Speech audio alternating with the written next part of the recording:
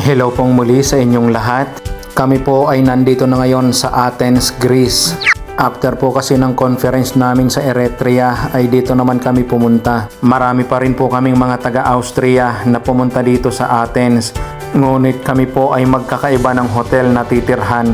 At kami pong tatlong couples ngayon na magkakasama ay napagdesisyonan na pumunta po dito sa isang tourist spot. Ito po ang Acropolis. Nung tiningnan namin kanina sa mapa simula doon sa aming tinitirhan ay kailangan namin itong lakarin ng halos kalahating oras. At dito po ay hindi nyo namamalaya na malayo na pala ang inyong nalalakad sapagkat marami kayong makikita sa mga tabi-tabi. Kagaya na lamang ng hukay na ito na parang kuweba. At ayon po kay Google ay ito daw po ang ginagamit na libingan noong unang panahon. Habang kami po ay lumalapit ay gumaganda naman po ang view ng Acropolis. Kaya naman sinusulit po namin ang magpa-picture. At marami din po kayo dito na makikita ng mga nagpe-perform.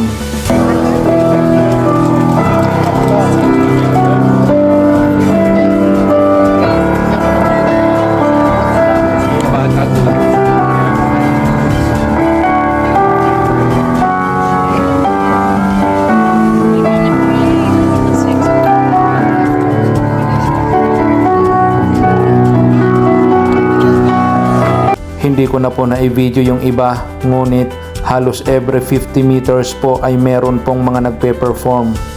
Heto po at medyo malapit na po kami doon sa bandang taas. Bago po kami nagpatuloy sa paglalakad ay hinintay muna namin dito ang Salvalion couple. After po namin silang i-meet ay heto nagpatuloy na pong muli kami sa paglalakad. At kahit po mga pagod na ay patuloy pa rin ang ngiti, mapaganda lamang ang kuha sa picture. Sa haba-haba po ng aming nilakad at inakyat, pagdating po namin sa taas ay sarado na pala. Kaya naman po kami ay bumaba na lamang muli at tinagpo namin po ang iba naming mga kasamahan ng mga taga-Austria. At ayan po sila, mukhang mga pagod na rin po sa haba rin ng kanilang mga nilakad. At ayan po, magkakasama na pong muli kami. Medyo paggabi na rin po, kaya't ayan nag-uusap-usap na sila kung saan po kami maghahapunan. At talaga namang napaka-sweet po ng mga mag-couples na ito dahil talagang holding hands pa eh. Kami lamang po nitin ang hindi makapaghawak ng maayos sapagkat minsan kailangan kong umuna para makakuha ng magandang video. Ay, kita nyo ga, talagang napaka-sweet naman eh.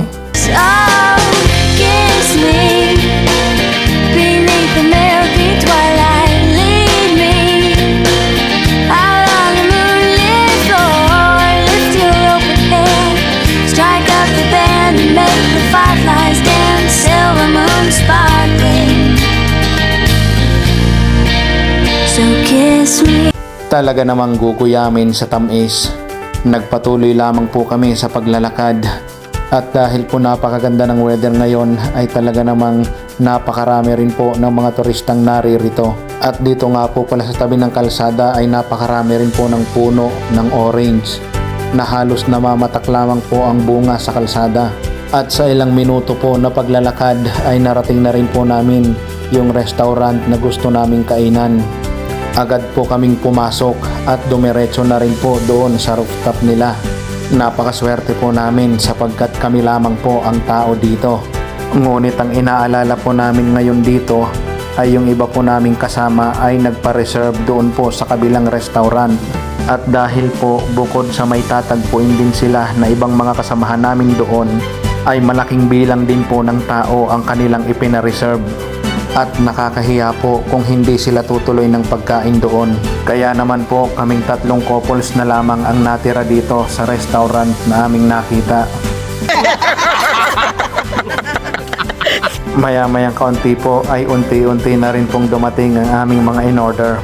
At dahil wala po kaming mga fresh na seafood sa Austria, ay puro seafood po ang aming in-order dito ngayon. Ito.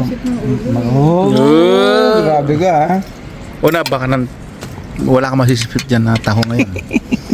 Magsanay ka na mamoy, sipin mo yung ulo mo. Nakakain ng ulo. Mag-practice ka. Magsanay ka na. Magsanay ka, mag-practice ka. Pwede wala akong tissue. Saan yan?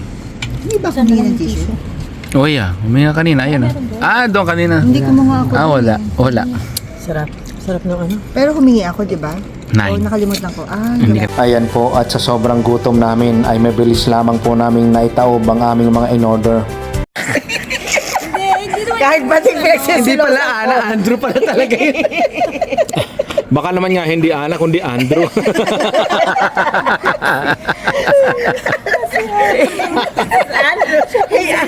This is Andrew.